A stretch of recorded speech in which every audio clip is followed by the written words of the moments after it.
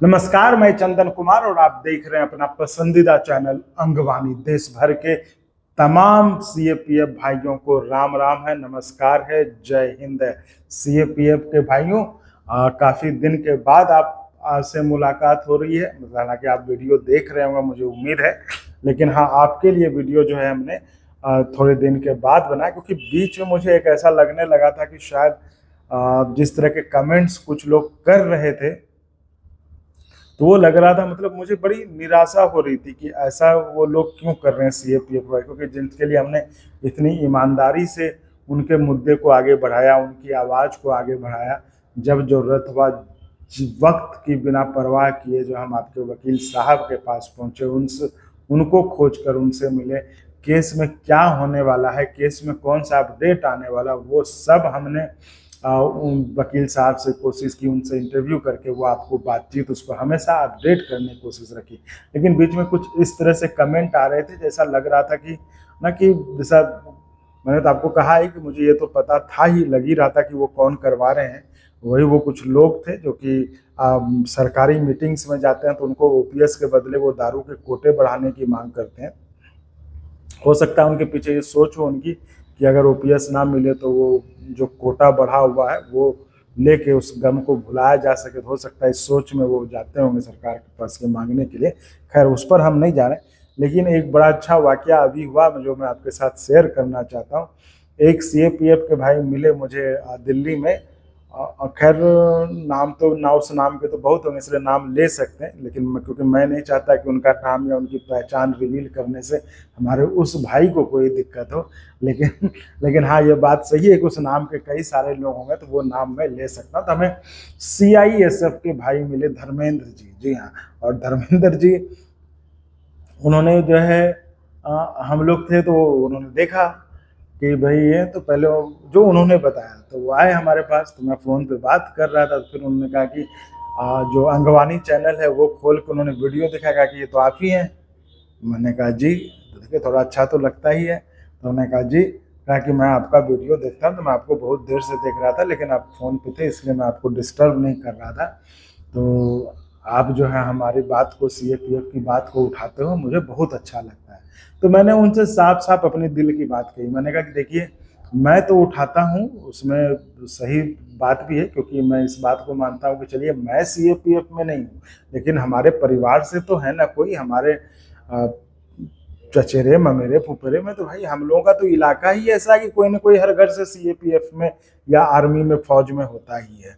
तो उसके दर्द को तो हम समझ ही सकते हैं ना, और उसी दर्द को समझने के कारण हम ये मुद्दा उठाते थे। ऐसा थोड़ी ना था कि हम अगर आपको कहते थे कि यूपीएस में सुधार हो जाए, तो भाई इसलिए कहते थे ना कि आपकी जो दो बड़ी मेन मांग थी वो ये थी कि हमें जो minimum qualifying period of service जो 25 के बदले 20 हो जाए, और वीआरएस अगर हम लेते हैं तो हमको वेट ना करना पड़े। यही दो मांग थी।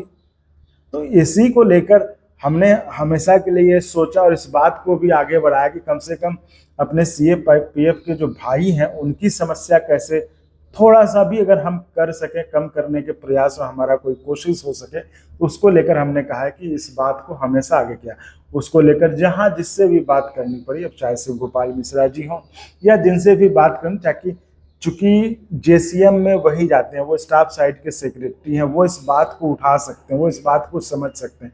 हमें जब भी मौका मिला, जिस तरह से मौका मिला, हमने आपके इस मुद्दे को आगे बढ़ाया। और उनकी तरफ से मुझे खुशी इस बात की, उनकी तरफ से भी बड़े पॉजिटिवली इस पर बात की। कई वीडियोस भी, कई बातचीत के वीडियोस भी पड़े हुए हैं पीछे, आप चैनल के प्लेलिस्ट में जाएंगे तो आपको वो मिल जाएगा। जय जवान और ओपीएस वाले सेक्शन में आपको ये चीज़ें सुनने मिल जाएगी, पुराने वीडियो, जिसमें कि शिव गोपाल मिश्रा जी ने भी इस पर क्या जवाब दिया है। तो वही कह रहा हूँ साथियों, मैं तो एक भावनात्मक रूप से जज्बाती इंसान होने के नाते आपके मुद्दे को आगे बढ़ा था, लेकिन कुछ लोग जिस तरह से प्रायोजित होकर कमेंट कर रहे थे, ऐसे लगता था कि मतलब वो ऐसा एक इमेज देना चाह रहे थे कि ये यूपीएस को प्रमोट कर रहे हैं। भाई हमें, हम बताओ, तो हम प्रमोट करके क्या करेंगे, हमें क्या होने वाला है? और ये तो दुनिया में आज के समय में वो सबसे बड़ा बेवकूफ़ इंसान है जो ये समझे कि हम प्रमोट करेंगे या हम बताएंगे तो लोग मेरी बात पे ले लेंगे। ऐसा तो है नहीं कि हम कहेंगे आप यूपीएस ले लीजिए और आप ले लेंगे। भाई आप वही लेंगे जो आपको अच्छा लगेगा। हम सिर्फ आपको वो बता रहे हैं जो हो रहा है। यही हमने किया ना। हम तो देखिए आप लोगों में से कई लोगों ने, कई भाइयों ने हमें फोन किया, बताया कि भाई बताइए इसमें अच्छा कौन सा। हमने साफ साफ मना किया कि देखिए मैं इस पर कुछ नहीं बताऊंगा, ये आपका फैसला, आपकी नौकरी है, आपका वेतन है, पेंशन भी आपका होगा, तो मैं इसमें कैसे बताऊंगा आपको क्या लेना चाहिए। हाँ, ये मैं कर सकता हूँ कि जो जो इसके एस्पेक्ट्स जुड़े हुए हैं वो मैं आपको बता सकता हूँ, ताकि उसके आधार पर आप फैसला ले सकें। और वही काम हमने किया। यूपीएस की बात है तो यूपीएस में मतलब जो मैं अभी भी कह रहा हूं कि जो एक बड़ी आबादी है यूपीएस में, खासकर पैरामिलिट्री फोर्सेस के जवानों की, वो अगर ये दो चीज सही कर दें उसमें, एक तो वीआरएस के बाद जो है वेटिंग पीरियड हट जाए और मिनिमम क्वालिफाइंग सर्विस 20 साल हो जाए, तो यूपीएस के लोगों को, जो सीएपीएफ के लोगों को कोई दिक्कत नहीं रहेगी। देखिए अब ओपीएस तो उसका कोई विकल्प नहीं, ओपीएस मिल जाए तो बहुत बढ़िया है। लेकिन अगर यूपीएस में भी ये दो चीज जो है अगर चेंज हो जाता है, जैसा गारंटीड पेंशन ऑलरेडी है, टैक्स बेनिफिट ऑलरेडी है, डेथ एलिजिबिलिटी केस में ऑलरेडी ओपीएस है आपको, तो इस तरह से अगर ये दो चेंज भी हो जाते हैं तो ये जो है 90% आपके लिए या 95% के लिए ये ओपीएस की तरह हो जाएगा। तब मामला बचेगा 10% वाला, है ना। तो ठीक है, उसके लिए आगे जैसे भी कर्मचारी संगठन जो अपनी लड़ाई लड़े वो ठीक है। लेकिन एक बात तो ये है कि हाँ, आपका ओपीएस की तरह तो ये हो ही जा रहा है। तो इसको लेकर ये तो मुझे पता है, जितने कर्मचारियों से बात किया है, जो आम जो इधर उधर पॉलिटिकली मोटिवेटेड कर्मचारी नहीं है, जिनको कि अपनी फिराक नहीं है कि कोई जगह मिल जाए, कोई सीट मिल जाए, कोई ऑफिस मिल जाए, तो वो कर्मचारी इस पक्ष में है कि ये दो चेंज कर दिया जाए तो हमें कोई दिक्कत नहीं होगी। तो इसी को लेके हम इस बात को आगे बढ़ा रहे थे। बाकी देखिए सुप्रीम कोर्ट में आपका मसला है ही ओपीएस वाला। जिस दिन फैसला हो जाएगा वो तो सरकार को मानना ही पड़ेगा, तो वो तो जब होगा तो आपको ही मिल ही जाएगा। तो लेकिन चलिए, मुझे लगा कि एक एक बैकअप के तौर पर यूपीएस में भी अगर ये दो सुधार हो जाते हैं तो ये हमारे सीएपीएफ भाइयों के लिए बड़ी राहत की बात होगी। और इसी के लिए हम आपको अपडेट करते रहते थे, और हमारी जब भी जिनसे भी मुलाकात होती थी ये सवाल मैं करता था ताकि हमारे सीएपीएफ के भाई की बात आगे बढ़े। लेकिन वही कहा कि जिस तरह से आप लोग कमेंट, तो यही बात मैंने उन धर्मेंद्र भाई को कहा जो हमसे मिले दिल्ली में, तो उन्होंने कहा कि नहीं नहीं, कुछ लोग होते ही हैं, देखिए हर जगह ऐसे एक ही तरह के लोग नहीं होते, लेकिन अधिकांश लोग आपको देखते हैं, आपको सुनते हैं, आपको पसंद करते हैं, इसलिए आप वीडियो बनाना बंद नहीं करिए। और मैं सही कह रहा हूँ, ये धर्मेंद्र भाई हैं, अगर धर्मेंद्र भाई देख रहे हैं तो ये उनके कहने के बाद ही आज मैंने ये वीडियो बनाया, क्योंकि उन्होंने मतलब जिस तरह से समझा रहे, जिस तरह से वो बात कर रहे थे, लग रहा था कि वो दिल से बोल रहे हैं और सही बोल रहे हैं, कोई दिखावटी बात नहीं कर रहे हैं। तो मुझे लगा कि हाँ, जो भी है, देखिए हूँ तो भावनात्मक इंसान हूँ, जज्बाती इंसान हूँ, अगर एक बार दिल जुड़ जाता है कहीं से तो जुड़ जाता है। तो इसलिए हमने कहा कि ठीक है, जो लोग कमेंट करते हैं करने दीजिए, अपना सीएपीएफ के भाइयों से संबंध है तो उनके लिए जो हो सकेगा, जो कर सकेंगे, उनके लिए हम बात उठाते रहेंगे। तो साथियों, अभी आपकी सुनवाई भी है, तो क्योंकि अब जुलाई अब खत्म होने वाला है, अगस्त के पहले ही वीक में सुनवाई होगी, तो उस पर भी हम एक दिन जाएंगे, आपके वकील साहब से मिलेंगे, उनसे बात करेंगे,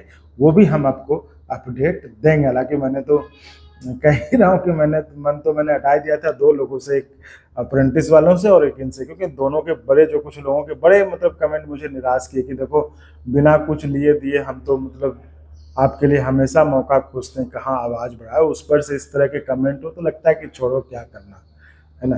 तो इसलिए साथियों, तो आप, अगर मैं वीडियो बना रहा हूँ तो ये इस बार का क्रेडिट धर्मेंद्र भाई आपको है। और धर्मेंद्र भाई मैं ज़्यादा उनका बारे में नहीं बता सकता, क्योंकि मैं नहीं चाहता कि उनके लिए कोई दिक्कत हो, इसलिए इतना ही उनके लिए ठीक है।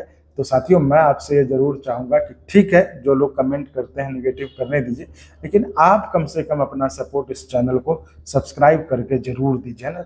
खुद भी करिए और करवाइए भी, जिससे हमारा मनोबल बना रहे, उत्साह बना रहे, और इस तरह के निगेटिव कमेंट से हमारा जो कमिटमेंट है आपके प्रति, कि आपकी बात को आगे बढ़ाने का, आपके मुद्दे को आगे बढ़ाने का, उस पर कभी ढिलाई ना हो।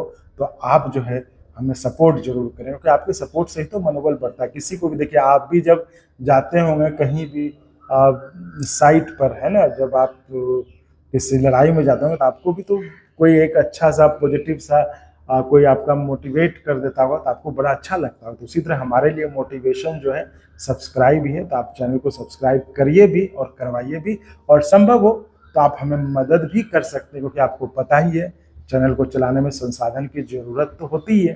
तो आप हमें जो सब्सक्राइब के बगल में ज्वाइन का ऑप्शन है उसको आप क्लिक करके भी हमारी मदद कर सकते हैं, या फिर डिस्क्रिप्शन में अकाउंट डिटेल है जिसके जरिए आप जो है आप हमें मदद कर सकते हैं। तो चलिए आप हमें सपोर्ट करिए और हम आपकी बात को आगे बढ़ाते रहेंगे। बहुत बहुत धन्यवाद। जय हिंद।